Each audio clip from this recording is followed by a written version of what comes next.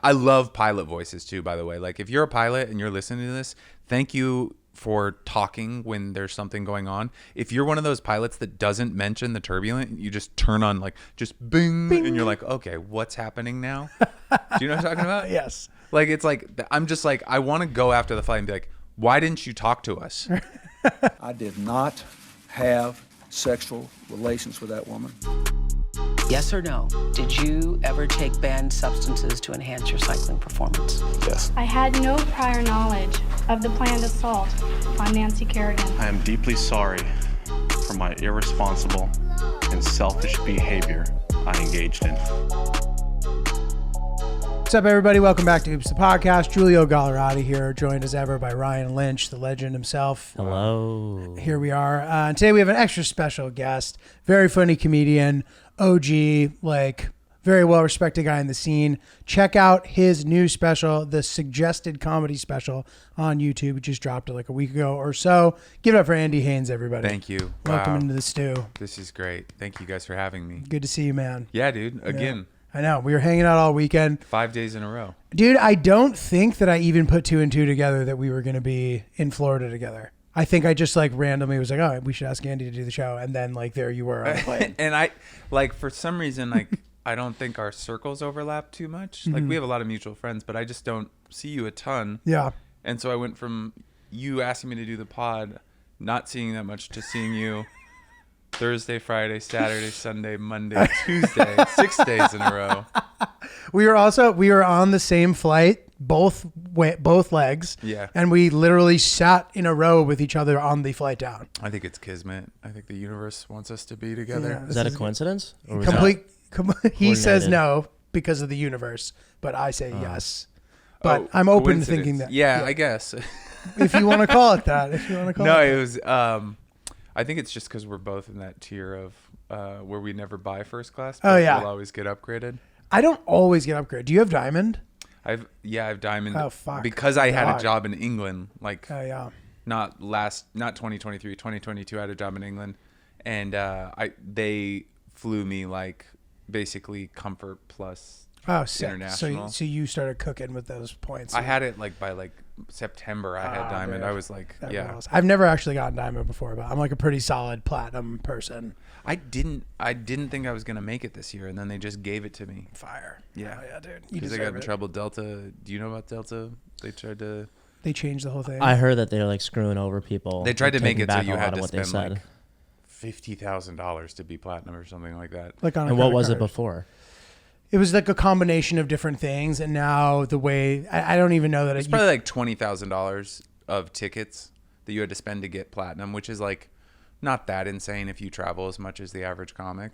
You know, you spend around $500 or $600 a week on the plane, but then they they went crazy. Yeah, I think they've scaled it back a bit though. I heard the whole thing was because they were letting too much riffraff in the Sky Lounge. Yeah. And It I started agree. to get- it started to I get want hacked. some of those people out. If I see you, if I see you taking food out, I don't think you should be here. Was there particular behavior that you could identify as someone that didn't No, belong it was in just there? lines. Lines? Yeah, Like super crowded. You would go. I mean, there was also like just like people who you were like, I don't really want you to be in here. You know, I get that. you know, like you're. Irrational hatred for a stranger. Yeah, but also just like rough around the edge. Yeah, rough folks. around the edges. If I see you with like the iPad set up, like watching your game, and then you got something else going, like if you're camping out in the Sky Lounge, like probably best for external, you know. Poor like, form. Yeah. Have you ever hit the lounge after you've landed? No, but I think you recently maybe posted a story about doing this. I know about showering. Yeah, I because posted a video. Yeah. I've always wondered, like, I think what that is, I don't think that shower is for, I have a feeling it's not for when you land. I have a feeling it's for, oh, I'm about to sleep on this plane. Yeah. Like, let me get relaxed and comfy, and I'll, like, shower up. I've never done it. I should have done it because I was, like, all red-eye flights to Europe last year. Oh yeah, dude. So I think we might be combining things because I may have done a story about the arrival visit, but I also did one about the shower. That's the one I saw. The shower I did before a flight. Yeah. Which was awesome. The arrival lounge visit I will only do to like eat something if I don't think I'm going to eat at all and I'm being like a cheap fuck. I'm like, I'll just eat lunch real quick and then like live my life. But the shower's sick, dude. And this is one of the main reasons you get a fresh bathroom as well. Yeah. So like you get a private bathroom. Yeah, it's like a full size thing. Which is sick, as opposed to having to like go in the bathroom and share with people if you need to go. So Are you not much of a flyer? I don't fly as often now. We're getting in I'm there. a newer comic. Okay. Yeah.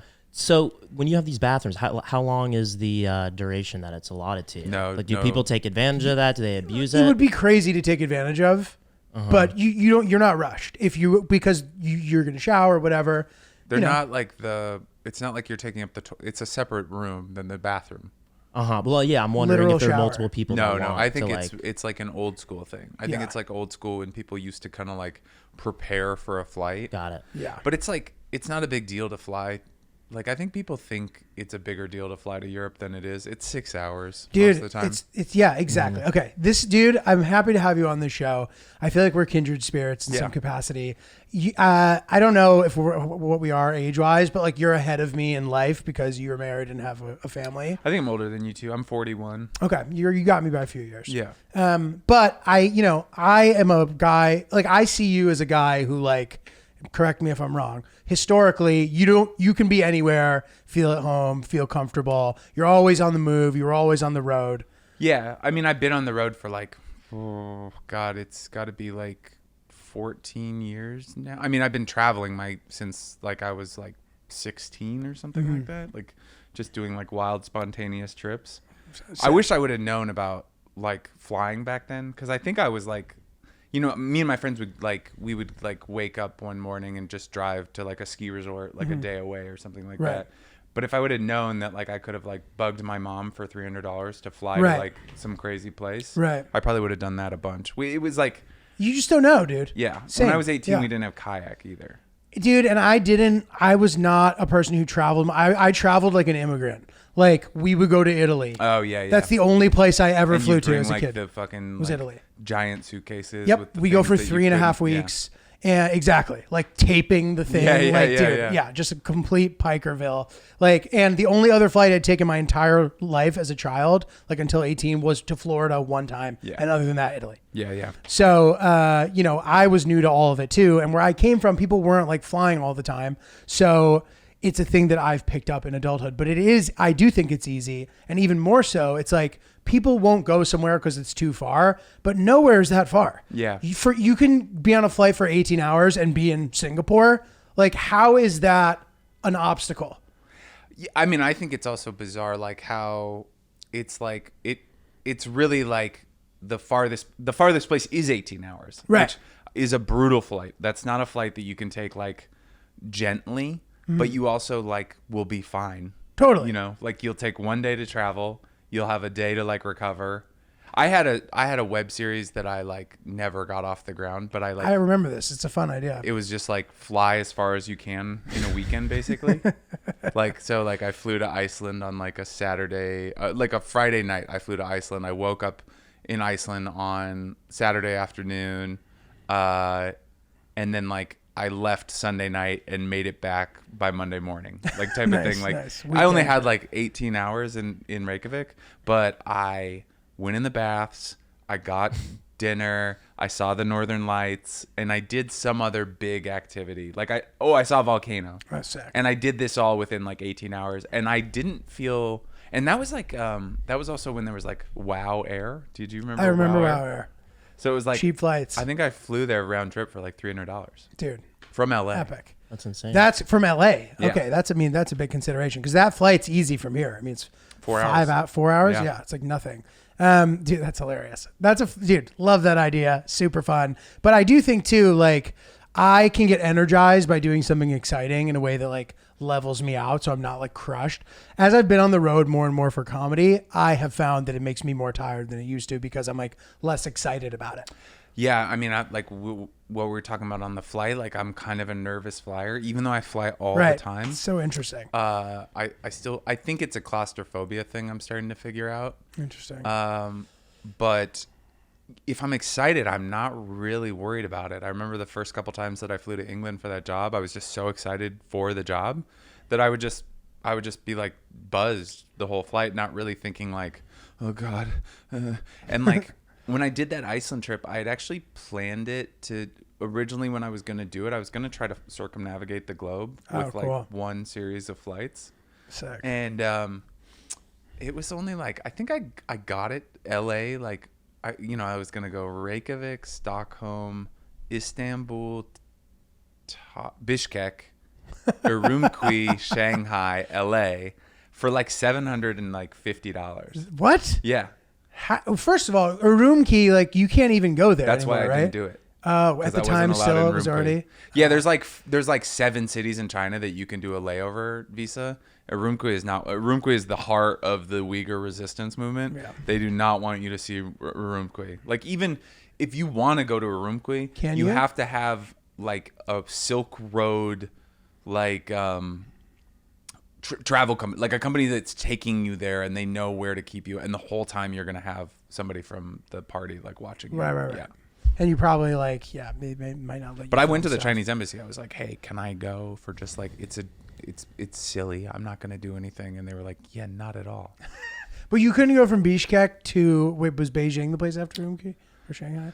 Well, it wasn't cheap. It was like, I don't even think they flew because Bishkek is Kyrgyzstan. So they were like they weren't doing those. It was also like really, I probably actually would have been terrified on those flights because it was all like random discount ass Turkish Airlines and shit. Yeah. Have you, okay, so a couple of things. So he was explaining his sort of like fear of flying. It can't be like a true fear because you're still flying despite it, but like your nervousness. So can you explain it specifically? Because I feel similarly about the things that relieve it, etc. I just have some weird like, it's an anxiety. It's not really a fear because it's like we're in this giant tube in the sky. Like if anything goes wrong, it's probably not good, right? So like, it's just there's not a lot of things in your life where you're like, oh, I'll go out the back door. Like that's not in a plane. If something goes wrong, it's usually like not, like right. You're fucked. But also, like I was reading because I like when I have a fear, I like to just like go head on, like I used to be like have this weird zombies thing.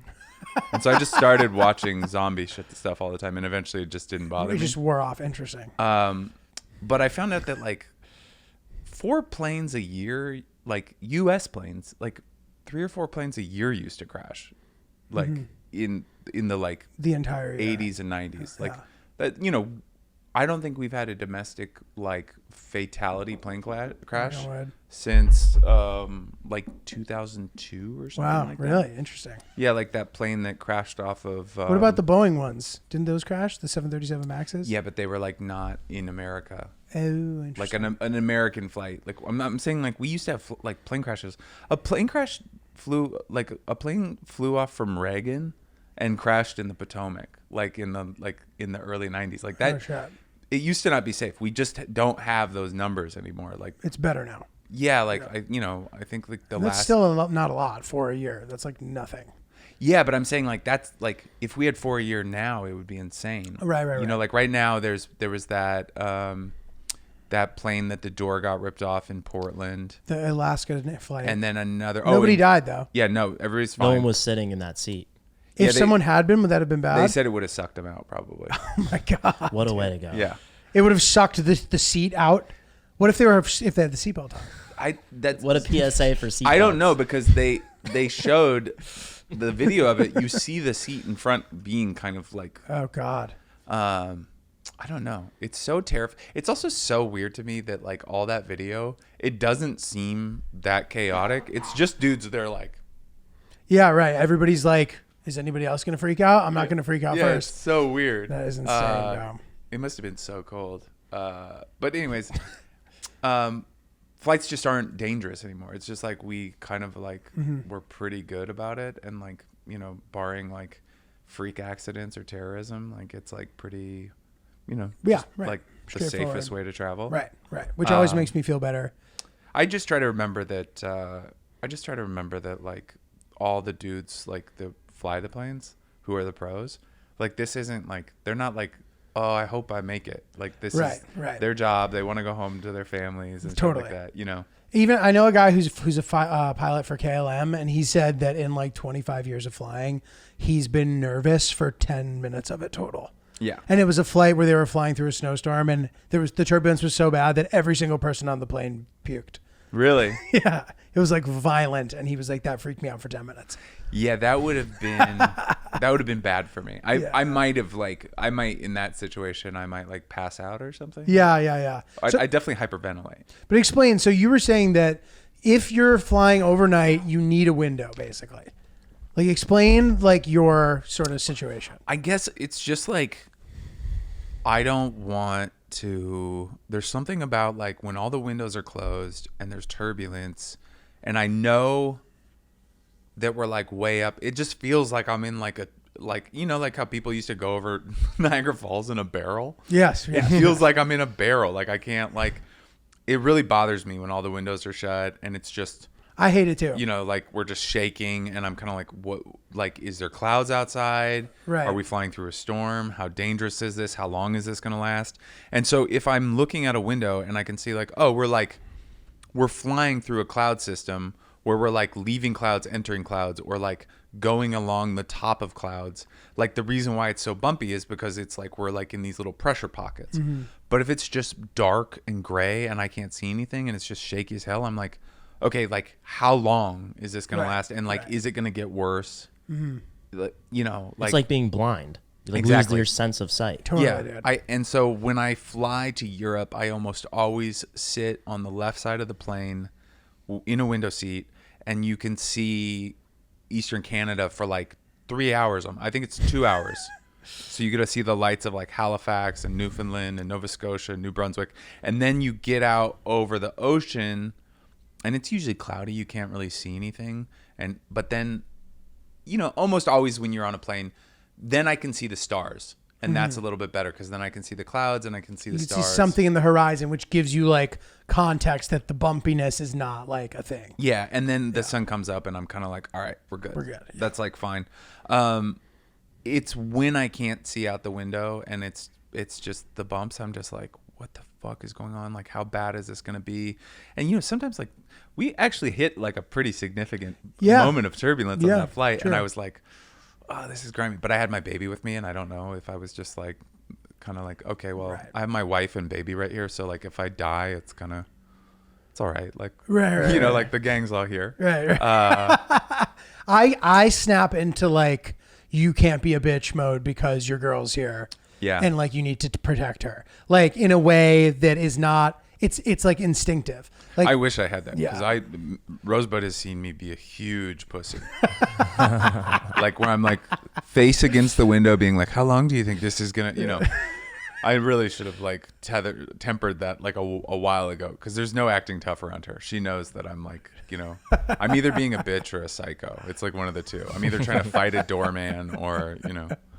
But yeah, dude, I mean, listen, you got to do what you got to do to cope with whatever. But it is true. Like one time I was on a hike with my girl. We went, Hill Dog, who you guys all know. We went to Arches and we did like that famous hike at Arches. And we did it at like a bad time. It was like summer, like toward the end of the day, like 4:00. It's like peak heat. Yeah. And we had like a pretty big bottle of water. And as we're setting off on the hike, some dude was like, guys, I don't mean to be nosy, but like, is that all the water you're bringing? And we were like, yeah. He's like, you probably need more. Just, I don't want to be. And we were kind of like, fuck that guy. Yeah. Halfway through the hike, we're like, oh, fuck. Like, this is bad. And like, I started feeling terrible. But then when I saw her start feeling terrible, it like freaked me out so much that I was completely fine. See, that's it. That's the weird thing. It's really like, I should actually like speak to like my therapist or something about this because like, I'm never afraid in those moments. Mm-hmm. Like I grew up doing outdoor shit my whole life, like Seattle kid. Right. Like we would drive after high school and camp in the woods. Like and still wake up and go back to school the next day. You know, like we really were unbothered by the wilderness. And I've definitely been in some super hairy, like, oh, we're out of water or we're stuck on a cliff. Right. Like ski stuff You're that I lost. did. I'm lost in the middle of the night in snow, you know. It's crazy. I remember one time I got stuck like deep in the mountains with a bunch of like. Which mountains? The Cascades outside of Seattle. But like my friend had an illegal gun. and so we couldn't call like for help because he had like a Tech 9 or something. It was a handgun? No, it was like an automatic like an Uzi kind of situation. Shit. Very illegal, but so that's another completely different thing. But like An Uzi is an intense gun. I went to school in the hood, but I wasn't like part of the hood. It was just I went to school in the hood, and I knew a lot of white kids that really wanted to prove how tough they were, and so you ran into those situations where you see it in New York a little bit. It's more of a suburban thing, but for some reason in Seattle, it's like, I don't know, just white kids want, like we have a white rapper phenomena down there or over there. Florida actually had a huge white rapper phenomena. I was actually like laughing that Florida is the type of place where they don't blink when a white guy speaks with a black accent. Like in New York, we go like, wait a second, what are you doing? Like, where are you from? Why are you doing this? In Florida, they were like, yeah, like, like little mugs for sure. Like, go ahead and do stand up with your like weird tight jeans. Everybody, the thing that I hear that's popular down there, yizzer. Oh, and yeah. like, I've heard many white kids say that in Florida. Yizzer. Like, dude, but yeah, like I'm the same way. Like with the survival stuff, like with Rosie, if we're like in some kind of hairy situation where it's like she needs something or the baby needs something, it's just like, all right, let's go, let's do this. I'm not scared of that at all. I'm not scared of being left in the wilderness. But when I get my control taken away in this like weird tube in the sky, that I'm trying to think of another situation where I get that uncomfortable, and I can't right now. It doesn't, because that's the thing about it, and that is the thing about fear. Sometimes is they don't make sense, and you can talk yourself out of it. Yeah. Like, I know how safe flying is. I know that turbulence doesn't make planes go down. I know all this, but I still hate it. Yeah, and I'm just like, this just feels terrible. Dude. Yeah, it's weird because like I said, I like lean into it, and I like listen to podcasts where it's like pilots talking about turbulence. And they're like, I love pilot voices too, by the way. Like, if you're a pilot and you're listening to this, thank you for talking when there's something going on. If you're one of those pilots that doesn't mention the turbulent, you just turn on like just bing. And you're like, okay, what's happening now? Do you know what I'm talking about? Yes. Like, it's like, I'm just like, I want to go after the flight and be like, why didn't you talk to us? You should have said what was going on. You know? Agreed. But in those podcasts, they're always like, yeah, like turbulence never matters. It's like the things that matter are like sometimes the most dangerous part of a flight is takeoff and landing. And it's almost always a mechanical error. It's not weather. And so it's like, but still, totally, I can be in a plane that is like giant and safe and brand new, full of professionals. And I get like kind of worked up over light turbulence sometimes, you know? And it's just like, I really think it's just like, oh, I don't have any control over this, and I have no way to get out of it. Right. Like I can't hit pause. I can't go like pull over. I'm in this in an indefinite amount of time. Right. I hate that too. And then sometimes I'm like, okay, maybe that last bump was like the worst one. And then it'll like be still for a second, and you're like, is it over? And it's like, gradually just like, and you see the wings doing this. Yeah. I hate that. That's dude. the worst when you're like, how much those bend? Yeah. I'm like, is that thing gonna fucking snap off? And then I start like envisioning these scenarios Just that make no sense. You guys ever, as young kids, when you're scared flying, think about, if the plane is dropping down, jumping onto the wing, and then just jumping up when you're about like 80 feet away from hitting the ground? Have you had that thought? I think about that in I just totally think that's totally fine. I always think about elevators. That in elevators. Yeah. Like if I was in an elevator, I would just like know when we were about to hit the ground, and I would just jump as hard as I could. And instead of dying, I would just break my legs. Yeah. I have had that thought. Yes. No, as a child. Another thing is like the fear of flying. I didn't care as a kid. I've gone through also phases. Like I had a plane like basically turn a little more than sideways, like kind of like that, when we were flying in and another plane was coming in at the same time, and they just basically had to like avert like abort landing. So they turned so hard that the plane almost turned upside down. Shit. And that was like the scariest thing that's ever happened to me on a plane. We were fine. They addressed it. I think we got like flight vouchers maybe. Oh, nice. But after that, it was like, I don't think I flew for a year. Oh, wow. And then because you were freaked out. It just was terrifying. Yeah, I'm sure. It was like everybody on the plane screamed, one of those things. What did they say? They were like, sorry about that, folks. A little miscommunication. They never go like, So poised. They're like, "Whew, that was a close one." yeah, they never go like, folks, you don't know how lucky you are. Yeah. Thank God. Thank God they don't do that, dude. Did you ever see that video of like, I want to say it was 3 years ago, a guy that was just, I think he was a maintenance worker. He just took a small Alaska plane, like a 40-seater.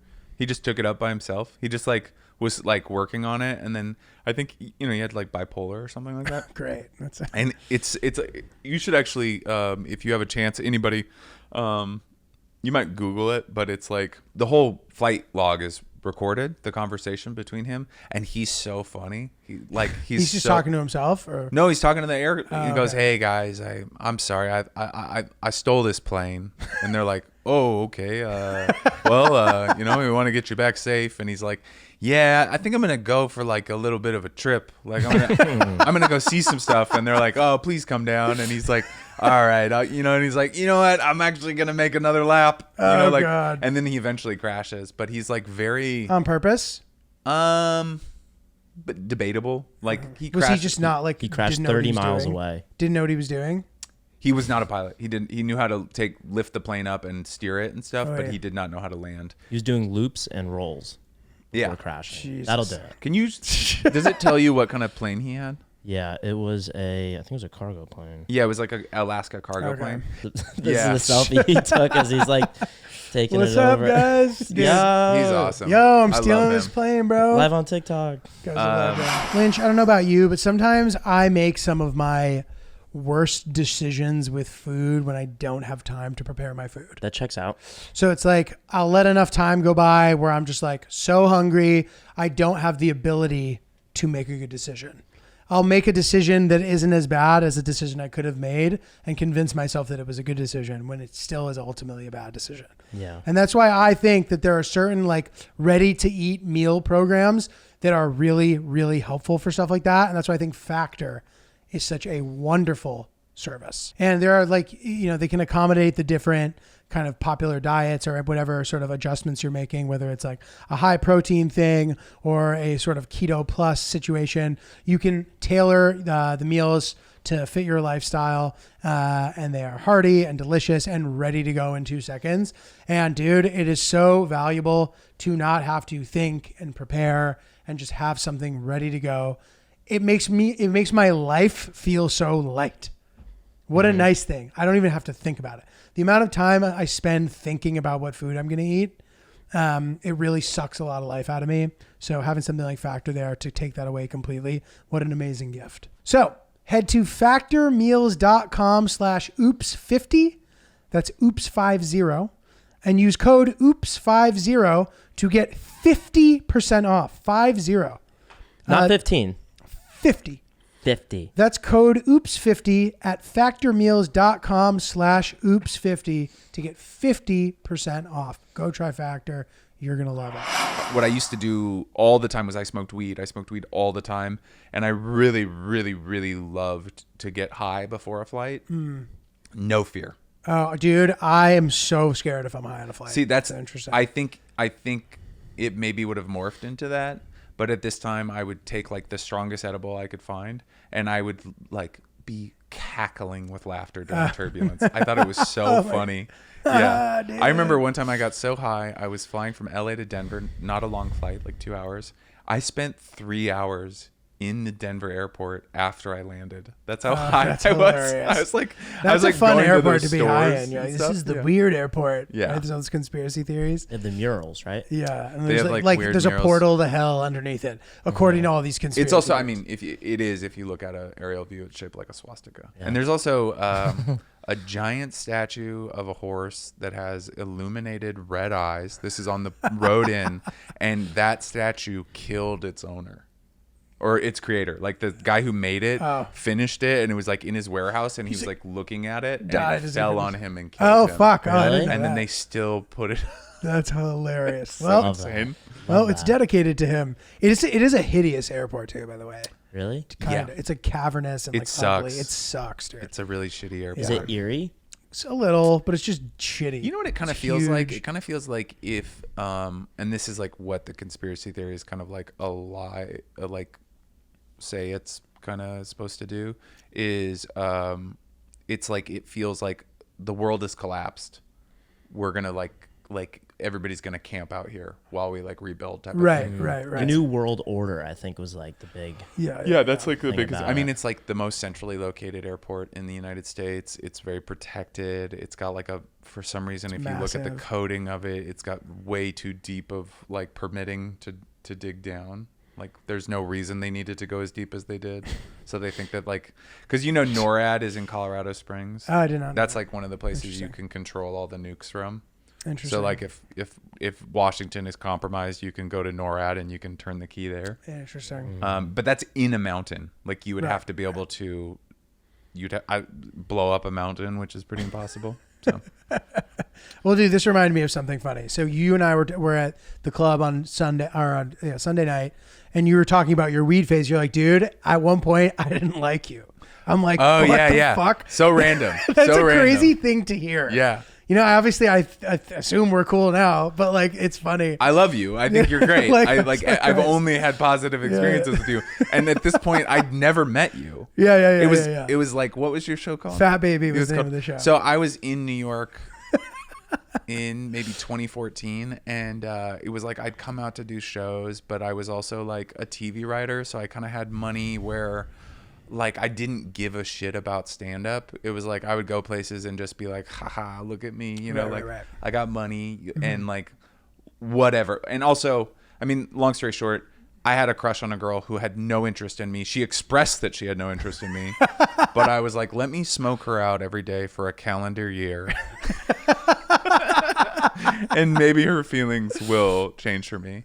And they did not. But she had a crush on GIULIO, and she told me that while we were there. And I was That'll like, do it. I was like, fuck that guy. Fuck that guy.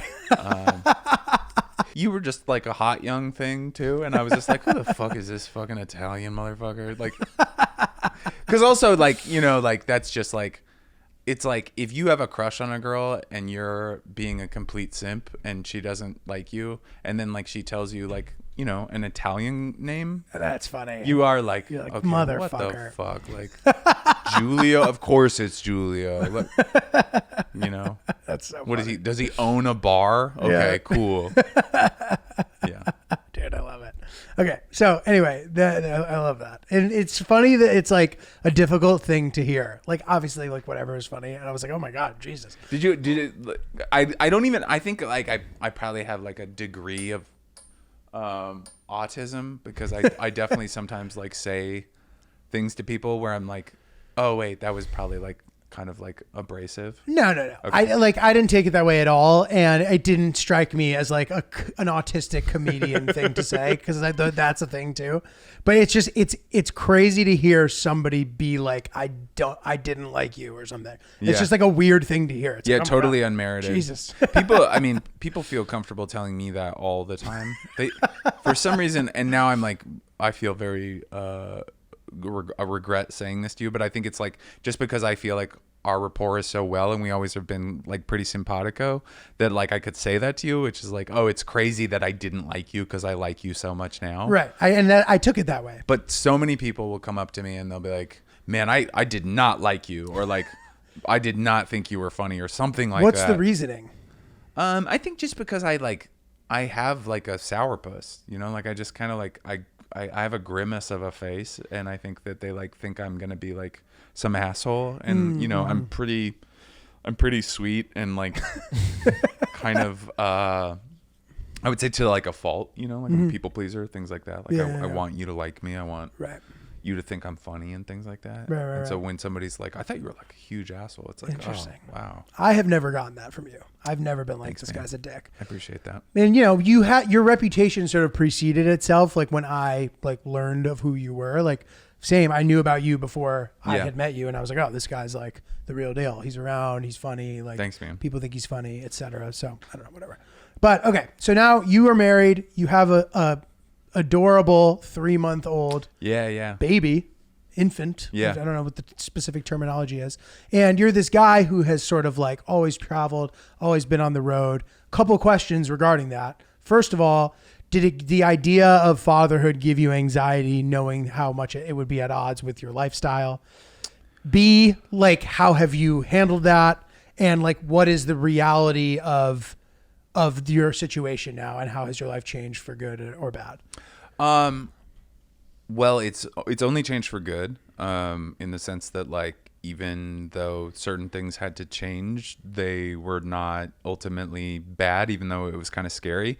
Like I've written for TV. I've had some other gigs that were like pretty lucrative, but almost always my bread and butter has been doing stand up on the road. Mm-hmm. I've done that for like so long now that I feel like to some extent it became like work more than like, oh, I'm getting to do this fun. Right. Like I've done so many weekends in cities, and like there's a little bit of a like, when you just do that consistently forever and you don't like stop and reevaluate, I think that's how you get into that mode where like you're like, oh, I've been telling this joke for 10 years type of thing, you know, like, right. Because it's like you go and you work, right? Mm-hmm.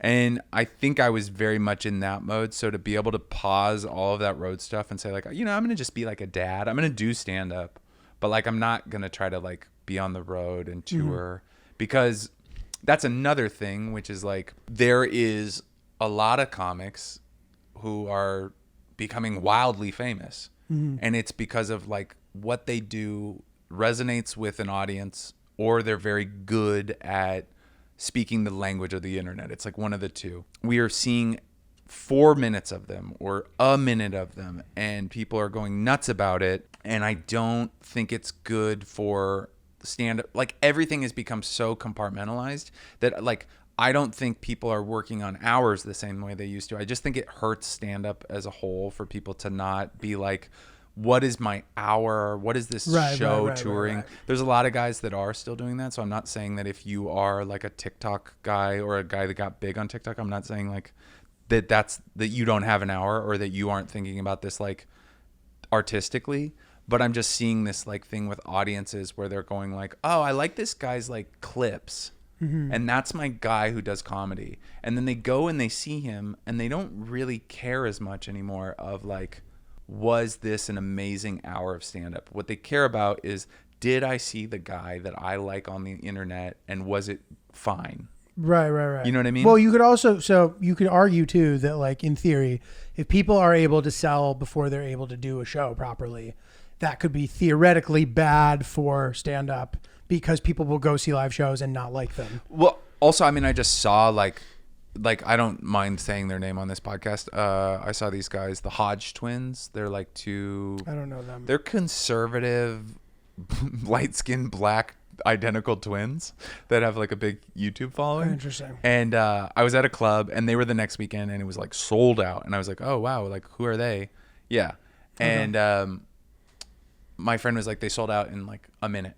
Jesus. They sold out immediately. And I was like, how's their show? And he was like, they just kind of get up and they like tell some stories, and then they do like a little bit of like Q&A, and then like that's it. And I was like, does the audience like it? And they're like, the audience does not care.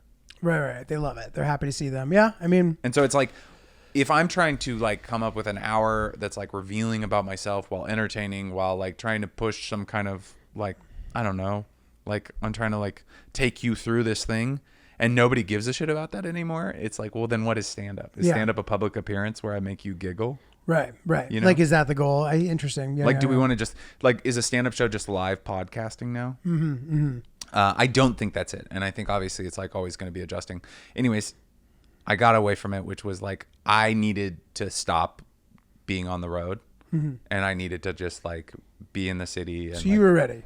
Yeah, I mean, I've just been doing like every kind of gig for like a decade, and some of them were great, and I love doing stand-up, but I would love to like just kind of like write a new hour, do it for myself. I'm in a very privileged position where like I can just like, I don't have to work right now because like my wife is killing it. So I just get to be a stay-at-home dad, and then at night I go and do stand-up, and then like once a month I go and do like a show or like a weekend, you know? Got it. So it's like, it's pretty great. Nice. Yeah. So then, okay, so your wife is a writer on Saturday Night Live. She's a writer on Saturday Night Live. Rosebud She's Baker. an actor on sitcoms. She's a very successful Netflix comic. special having stand-up comedian. Yeah. She's a killer. Nice. Yeah. So theoretically then, does that, like, does more of the parenting responsibilities day in day out fall on you in some capacity? Do you guys have people helping you out? She's pretty good about it, because she just is like so in love with her. But yeah, I mean, like, I'm doing a lot more of the minutia. Like, I'm doing the like, oh, we're out of diapers, go and order diapers, or oh, like the bottles are all dirty, go and wash the bottles. And then I'm doing, you know, there's just certain nights where it's like I don't have to be up at, you know, so like I'm gonna get up more than her in the middle of the night to do bottles. Right. That period of time is kind of over now though. So like we're now just more in the like I just am home more. Okay. But what was I gonna say? There was something else I was gonna say. I forget it. But yeah, she's been really good because she's just like, she just is. I mean, I love my daughter.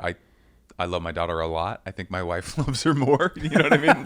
Yeah. Like, it's just like, They say that happens. yeah, she's so. just like, I'm like obsessed with her. She's amazing. Every time she smiles, it's like one of the greatest She's super cute. kind of like emotions I've ever had in my life. My wife is getting more of that than I am. Got it. So, okay. So then also, all right. So she's a successful comedian. Do you think that the fact that you guys are both in the same industry is like helpful as far as like being on the same page with parenting stuff, or does it not matter? To some extent, but I mean, it's also like there's like issues that come up where it's like when we're like advocating for what the other one of us needs, you know, like she'll be like, oh, like I have to do this, this, and this, so I need you to like maybe take the L. Right. And I'm right. like, well, I can't do that because if I go through these places and I'm like your like feature / childcare, like they don't see me the same way that they need to see me, which is like I'm a headliner. You know what I mean? Like those are the little things that are hard, but we always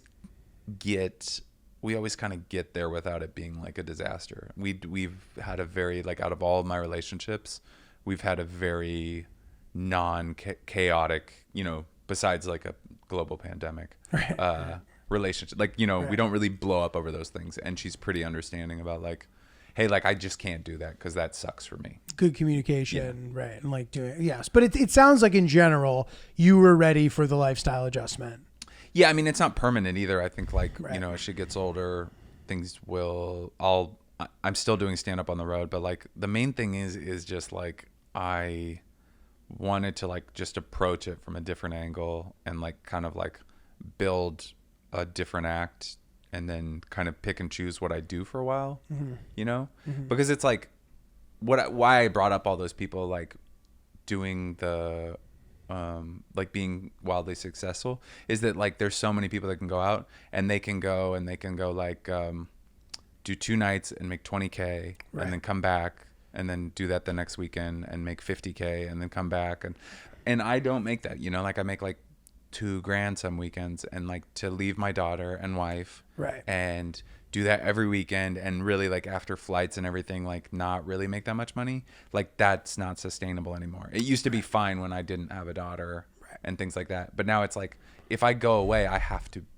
find somebody to help my wife and we have to pay them and then also I'm missing things with my daughter and it's like, you know, Rosebud last week had to go to LA and do a bunch of podcasts, which this is not to besmirch podcasting, but like it was like she was out in LA and the baby rolled over for the first time and I had to like tell her in bed, just like on the sleeping. floor. Okay. She just like did it. She figured it out. out. Right. Sorry. So she had a breakthrough as Rosebud was like, I'm in fucking LA doing podcasts when like my daughter is like doing shit for the first time. Yeah. And like didn't want to be doing that. Right. That is something that I have recently begun to understand is the idea that you don't want to be away. Yeah. Because it's like, to me, it's like, okay, like, I mean, I need to be away. What am I going to do? How am I going to manage that? But it's like, I have forgotten that I won't want to be away. Yeah. Which is something that's going to be new for me because I love being home. I love Hill Dog. We have a great relationship. We spend a lot of time together, but I like being away makes me feel unburdened by my life. There's also something there's no weight. There's something very exciting about a trip. It's like, even if it's like, I still get thrilled about going away for one night. I still get like, I think I'm going to go to Montreal next Friday. It's like a last minute thing.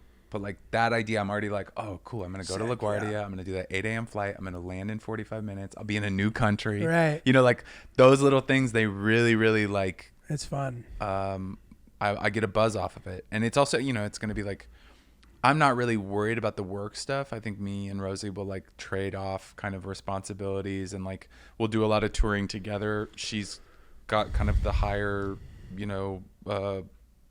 profile right now. So like I'm happy to support. We'll go on the road as a family.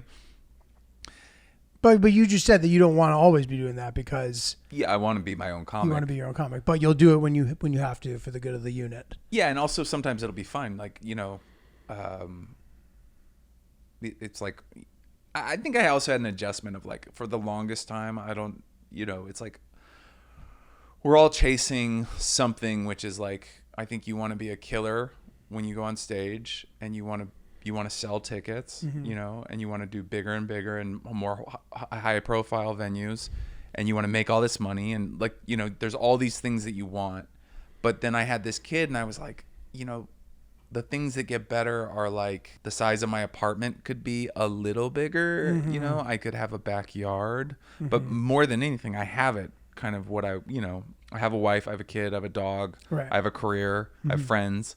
And so now I'm like, not as much like, oh God, I gotta fucking, why won't, like, I will not deny that for a long time I've been like, oh, when is my chance gonna come where I'm gonna get my Netflix special or my big break and things, and that stuff is kind of like, I kind of have most of the stuff that I really need. Right. But you've also had tons of success throughout your long career. Yeah. I'm just saying, like, I've never been like the it kid, and that's what we're seeing a lot of now. You know what I mean? It's like, and that's fine. There's too many of us for everybody to be the it kid. Well, but you've been in sort of like the it sphere. Yeah, I've been in the it sphere for a long time. You work all the clubs. Everybody knows you. You've been on the road. You've written on TV. You've done tons of shit. Yeah. And you've survived multiple like overhauls of the business. Yes. Which is interesting. And I even have. And I don't know, when did you start doing this kind of comedy? So long ago. Like what I'm year? 19 years in. Okay. 2005. Okay. So I'm a few years behind you, but I've been doing it forever too at this point, and it has been interesting to catch different waves and see the different ways that the industry worked and how people made it. And that sort of also gives me some sort, like, having the context is nice. Understanding the waves of it, like seeing people have huge success and knowing that like is ultimately like a fleeting thing. It's like, you got to be able to survive the waves. And like the same way some people have waves, I have no problem with people doing really well. But I also know that for myself, if I am feeling like I'm not doing well, I know that will change. Yeah. And that will continue to go up and down for the rest of my life. Yeah. I mean, I think like also that's, growth for me, which is like something new, and like, therapy and shit like that, which is like, for the longest time, and I think I thought this was like a driving factor to kind of like make me hungry and efficient and all these things,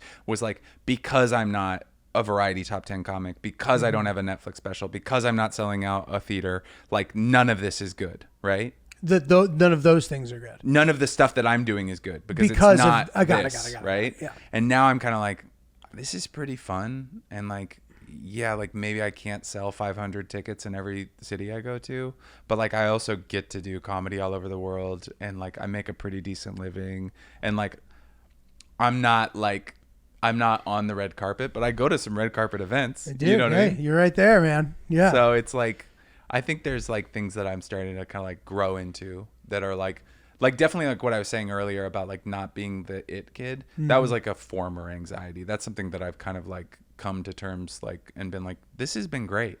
Right. Like, I've done comedy in like 20 countries. Yeah. Like I've been able to like not have a day job for a long time, and I live in Manhattan. To be able to live in Manhattan and also like follow an art. It's like one thing if like you live in like Jersey City, But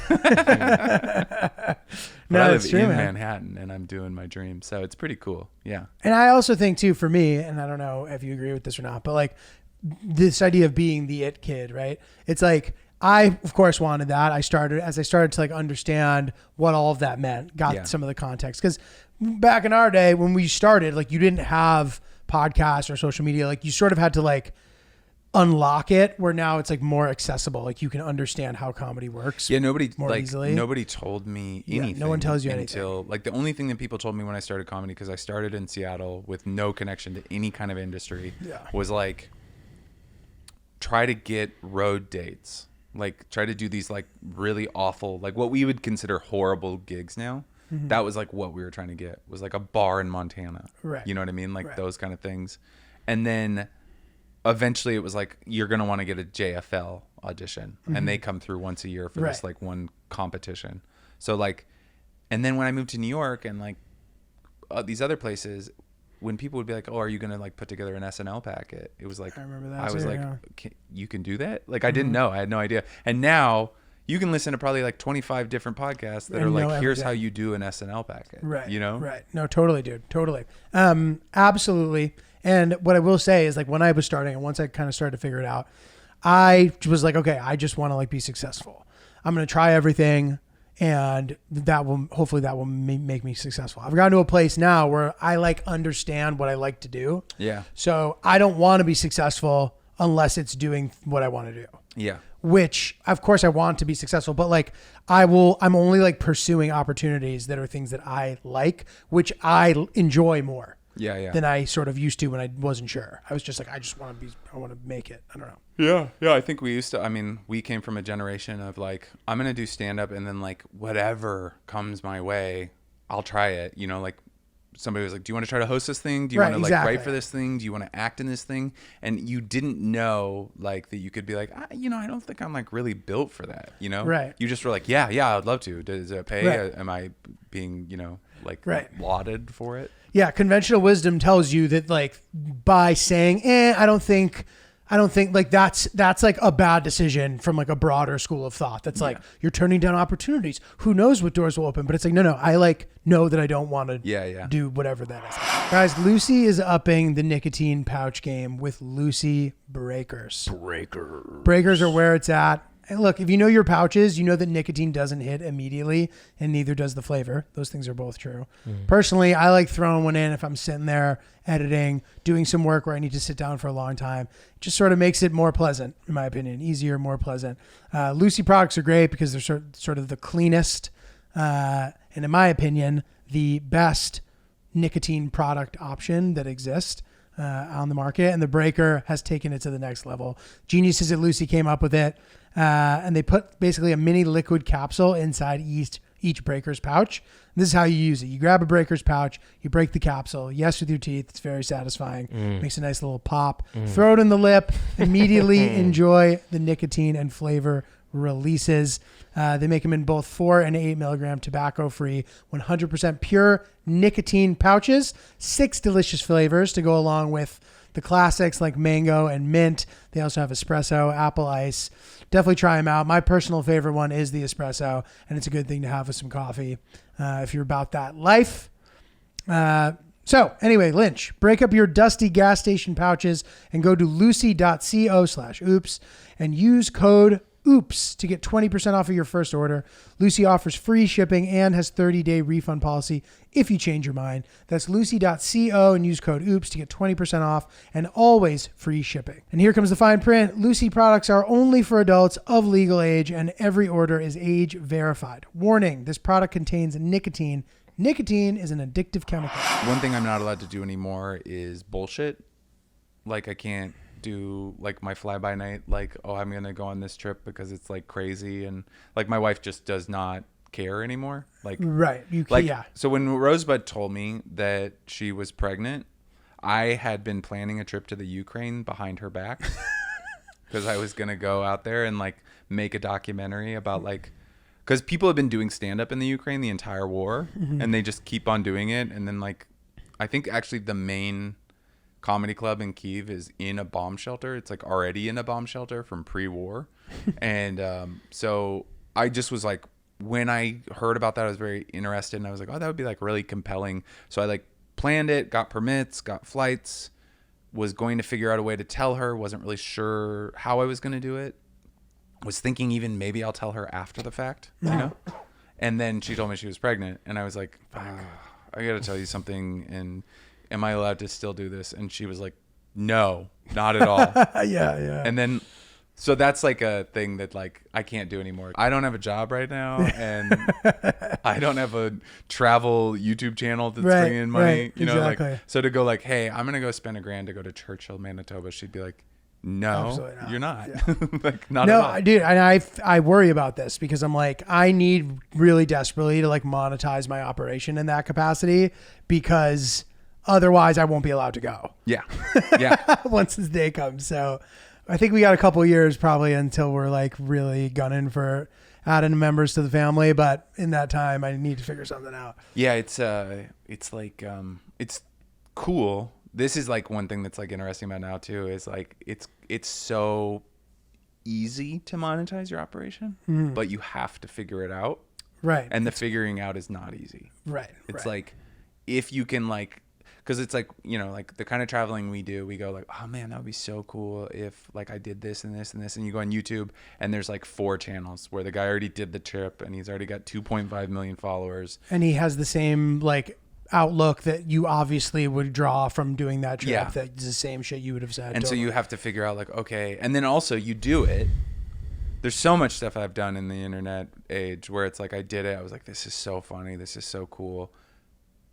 750 views. And Right. like, No, I know. It's a tough thing. Okay. So like, you know, I totally think you're going to be able to, but it's just like, it's an interesting, and I also think that goes back to earlier when I was talking about the people making it overnight. I think part of, I will be completely transparent that there's complete jealousy with these people who are able to just do it by just being like throwing clips up there.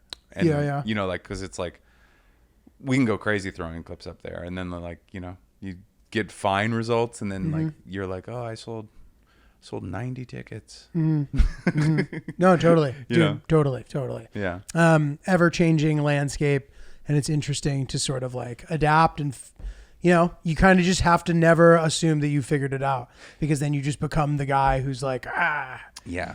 Well, I also think you have to be like open-minded in the sense of like I'm not trying to, I feel like I'm not trying to be pessimistic. I hope this isn't coming off as negative, but it's just like, you have to be like willing to be like, okay, I don't know how to do this. Like, fuck. All right. It's frustrating, but you can't be like, there's so many times that I want to like scorch earth and be like, that comedy sucks right now. You know, and it's like, right. well, or you're old. Yeah. Yes. And that is scary. And I've seen people resist change in a way where it's like, it's just like friends of mine or whatever. I'm like, dude, it's obvious that like you don't want this to be a thing because you don't want to change the way you're doing things. And you know that the way you're doing things now isn't working. Or it's just like, you know, like with the wokeness thing. Remember like how many people were like, I'm not going to say.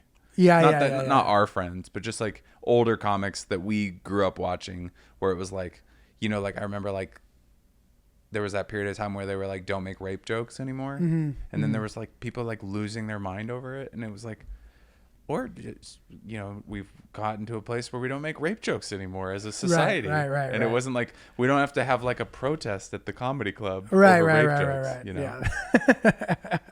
We want rape jokes. Yeah. Dude, man, I feel like we could rip all day here, but we probably What's your next can trip? bring it home. Dude, so I don't have one right now. I have a very fun idea that I want to do with him. Where he's traveled like a good amount, but like nothing crazy. And I've told him that he needs to have visited 10 different foreign destinations by the time he's 30, or he's going to be a piker. How old are you? Yeah, I'm 27. Oh, wow. He's got time. That's doable. He's got a few. He's only got 2 or 3. Yeah, left. it's okay. Let me guess, just Europe? No, I've been to Aruba, which we're counting. We're counting Aruba, even though it's like The a territory. Bahamas, and yeah, I went to a couple countries in Europe. I went to Europe for the first time in 2023, and I went. You know what twice. you should do is you should like, because this is, I tried to do this with Wilfred. It just didn't line up where by the time we were like trying it, it was like the Patreon wasn't financing it. And also the baby was coming, so I couldn't do it. But you could easily like, you know, take him to like Western Africa, like, you know, like Dakar, Senegal is the same distance as London. It's like, you can do that. Right. But no, this is, so I want to do something like that, but I don't want him to know where he's going. Yeah. That's what I want. I You want to do that too? Yeah. Like, it's really fun. So anyway, I'm like, and the whole time, you know, we know that he doesn't know where he's going, but we all know where he's going. And there's something really fun about that. And he's agreed to do it. I think you could also pull it off with like certain places, because he's just not going to know. Like if I say like, I did this exact exercise with him on the last episode. where you said the city? I was like, Go does for this it. ring Go a bell? for it. Go for it. Oh, gosh. But there's no direct flights to a lot of these places also. So that adds a fun element. So even as we board that and land, Oh, yeah. he's not going to know because it'll be a separate itinerary. Most That's likely. fun too. 'Cause I Yeah. gotta Because you definitely have to go package to this for like the second a lot leg. of Europe to get to a lot of Africa and a lot of Asia. Yeah. I was trying to think of like the northeastern parts of South America. I can't remember like. Oh, like Freetown? Suriname. Yeah. No. Do you know where Freetown is? No. I'm a Freetown novice. is in Guyana, I'm a right? Disney Where is- Vacation Club member. I've been Oh. to Disney every other year my entire life, and I've been to Atlantis. You know where a handful of Tegucigalpa times. is? No. See, that's great. Yeah, you have a lot of possibility here. I'm Wait, nervous. where is Freetown? It's Guyana. It is. Yeah. I thought it was Georgetown. Oh, it is Georgetown. Okay, That's okay, right. okay. Yeah. Yeah. Georgetown is Guyana, and then I don't know what. So there's Tegucigalpa is Honduras, right? that's Honduras, and then there's like Suriname. There's like Suriname, Guyana, and French Guiana. yes. I think are the three countries up there where it's like Random as it's fuck. the most like besides like Belize. I want to say they're the most like kind of like undeveloped parts of like really just ignored parts of the Just Western random. Hemisphere. Yeah. Where you can go there and it's like still pretty like I think like parts of those like northeastern countries are like like there's a town, there's an airport, and then once you get beyond there, it's kind of like yeah, you can do whatever you want. Suriname is like mostly rainforest, I think. Yeah. There was a while where I fantasized about joining the French Foreign Legion. Do you know about this? I have a lot of fantasies, but the French Foreign Legion, like you have till you're 40 years old. I think it's your 39th birthday that is the cutoff. But you can go there, right? And you can have like a family that you've ignored and you're not paying alimony or child support. You can have felony charges in another country. But if you go to this place in the Pyrenees Mountains and you say, I want to be in the French Foreign Legion, they will accept you. They will give you, at the end of your service, they will give you a French passport and they will not extradite you. So it's always, it's the oldest mercenary army in the world. That's awesome. But one of the big places you go to French Guiana Oh, interesting. to protect the rainforest from poachers. That's like one of their big ones. Sometimes they'll send you they'll be like, all right, you're going to Cote d'Ivoire. Islamists are trying to blow up the capital, so You need to get in there. You also have to commit. You have to commit like 3 or 4 years of your life. So it just never made sense. But it was like a fantasy that like I somehow like I was gonna get like really like wronged in some capacity that would give me the motivation to go be in the French Foreign Legion. That's an interesting fantasy. It's a good fallback plan. I did a lot of fantasies were always about like I'll leave the world behind. What is it? The Count of Monte Cristo? I did. I think the Count of Monte Cristo is the one where he gets like I've seen the movie, but I don't remember. he gets it. like completely fucked over, and then he comes back as this super wealthy guy and exacts revenge on everybody. Oh yeah. That sounds fun. Well, yeah, dude. So I'm trying to plan a couple of trips for this year. Once I'm done, I'm gonna do a special in February. So once I'm done doing that, You can do it here. in Chicago. Oh, nice. Yeah. Den? 216. Yes, the Den. Nice. So there's a couple tickets left to that. So What is the Den seat? 300? Oh, that's great. Yeah. Oh, that's it's awesson. Like, it's a big enough size where it like feels special worthy, but it's small enough that I can sell tickets. Yeah, I think that's where Morrell did his. Sam Morrell did his Yeah, he did. Netflix there. He did. And I really like the size of that room. Yeah, It seemed same. really good. Same, man. So I'm pumped for that, and then gonna try to I have a couple fun ideas, including that one that I'm gonna try to get off the ground. Yeah, I mean, I would love to get to. I think like you're obviously like heading that direction with like what you do, which is like you get a Patreon that supports like some asinine travel, like like I've seen it work with the Stuff Island and the Are You Garbage guys. Yeah. Where it's like they get to do these dumb little trips, but if like the whole motivation is that like you grab this like country club looking kid, and you put him in the middle of like just the Muslim world, it's pretty funny. It's great. I think that's the vibe. You got to send him to Muscat. Yeah, dude. That would be so funny to You'd like love that trip though. That's like safe. It's like Muscat. You think Muscat's safe? yeah, right. Oman? I don't like this. I don't like the way. I think Oman's very safe. Is it not? Oh, it would actually be a dope one. Is you should fly him into Tbilisi, and then you should arrange Tbilisi, and then arrange a fly-by-night trek into Russia, Dagestan. Oh, Get yeah. him in Like Dagestan, Abkhazia. dude. Do you know where Dagestan is? They're like No, I don't But understand. it's who's from Dagestan. Yeah, this will actually be one that you do know. Putin? Hezbollah. they are. Hezbollah, the little guy. Oh. That's Hezbollah. I thought you were talking Hezbollah about is The from- little guy? Yeah. Yeah. Oh, is he really? Yeah, he's a Dagestani. He's like a Chechenian or something. Is that? Well, it's next to Next to Chechnya. Chechnya. They would be very proudly not Chechnyan, although they are very similar with it, which is that they're like white presenting Muslims from Yeah. Russia, which is like most of the MMA world now, but pretty funny. Yeah, no, that would be a great one for you for sure. Eating Georgian food's great too. Yeah, yeah. But I yeah, want to go there. I want to go skiing. yeah, that would be sick. My 23andMe's results are coming in within the next week or so I could be Russian.